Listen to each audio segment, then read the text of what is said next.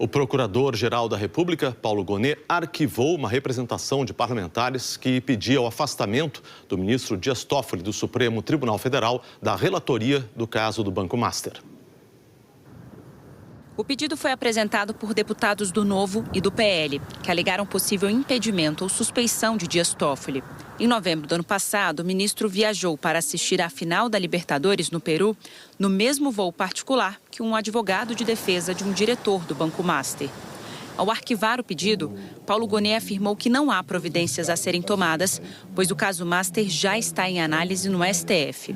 A PGR ainda analisa um outro pedido de afastamento feito pelo senador Eduardo Girão, do Partido Novo. Toffoli é relator no STF do inquérito que investiga fraudes financeiras envolvendo o Banco Master.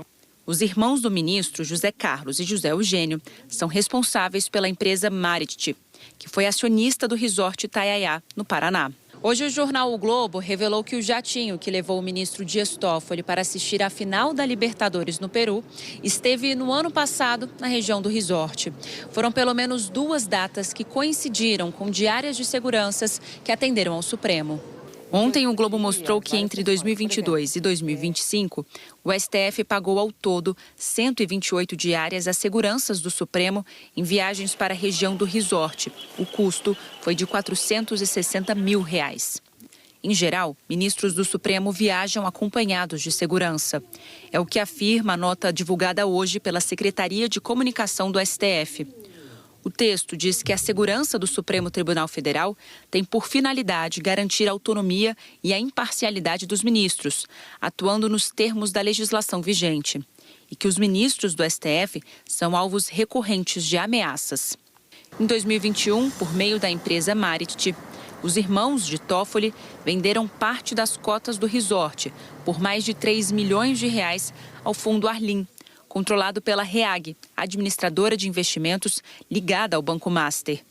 Segundo o Banco Central, a REAG e o Banco Master montaram um esquema de operações combinadas para circular o dinheiro entre os fundos. Em agosto do ano passado, a REAG foi alvo da Operação Carbono Oculto, que mirou o crime organizado e o esquema de lavagem de dinheiro do PCC. Em novembro, o Banco Master foi alvo da Operação Compliance Zero e teve a liquidação decretada pelo Banco Central. Em dezembro, o inquérito sobre o Banco Master chegou ao STF por determinação do ministro Dias Toffoli após pedido da defesa do dono do banco, Daniel Vorcaro. Desde que assumiu o caso, Dias Toffoli decretou o sigilo absoluto na investigação, marcou uma acareação entre o dono do Master e um diretor do Banco Central, que conduziu o processo de liquidação do banco. Reclamou da atuação da Polícia Federal e escolheu peritos da corporação para analisar o material apreendido. O Fundo Arlim e a família Toffoli permaneceram como sócios do resort de setembro de 2021 até o ano passado. Em nota, José Eugênio, irmão do ministro Dias Toffoli e administrador da Marit, declarou que a participação no grupo Itaiaiá foi integralmente encerrada por meio de 2 operações sucessivas, em 27 de setembro de 2021 e em fevereiro de 2025, quando a empresa passou para a PHD Holding. Afirmou também que todos os atos e informações financeiras da Marit estão devidamente declarados à Receita Federal do Brasil, conforme exigido pela legislação. Ontem à noite, o presidente do Supremo Tribunal Federal, Edson Fachin, publicou uma nota defendendo o papel do STF. Fachin afirmou que adversidades não suspendem o direito. É precisamente nos momentos de tribulações que o império da legalidade, discernimento e serenidade demonstra sua razão de ser. Segundo o presidente do Supremo, a Constituição atribui ao Banco Central o dever jurídico de assegurar a estabilidade do sistema financeiro, a continuidade das operações bancárias essenciais, a proteção dos depositantes e a prevenção de riscos sistêmicos. Tais competências, de natureza técnica e indelegável, devem ser exercidas com plena autonomia e sem ingerências indevidas. Fachin disse que a atuação da Polícia Federal é igualmente indispensável, sobretudo na apuração de eventuais práticas criminosas de gestão temerária, fraude financeira, manipulação de informações, lavagem de dinheiro e outros ilícitos previstos na legislação penal e financeira. E que cabe à Procuradoria-Geral da República fazer a apuração e controlar a legalidade das investigações. Segundo Fachin, o Ministério Público exerce papel fundamental para manter a ordem econômica e o regime jurídico de defesa dos consumidores. Ainda na nota, Fachin destacou que o Supremo se pauta pela guarda da Constituição, pelo devido processo legal, pelo contraditório e pela ampla defesa, cumprindo respeitar os campos de atribuições do Ministério Público e da Polícia Federal. Porém, atuando na regular supervisão judicial, como vem sendo feito, segundo ele, no âmbito da Suprema Corte pelo ministro relator Dias Toffoli. Disse também que eventuais vícios ou irregularidades alegados serão examinados nos termos regimentais e processuais, que a presidência não antecipa juízos, mas tampouco se furta a conduzi-los.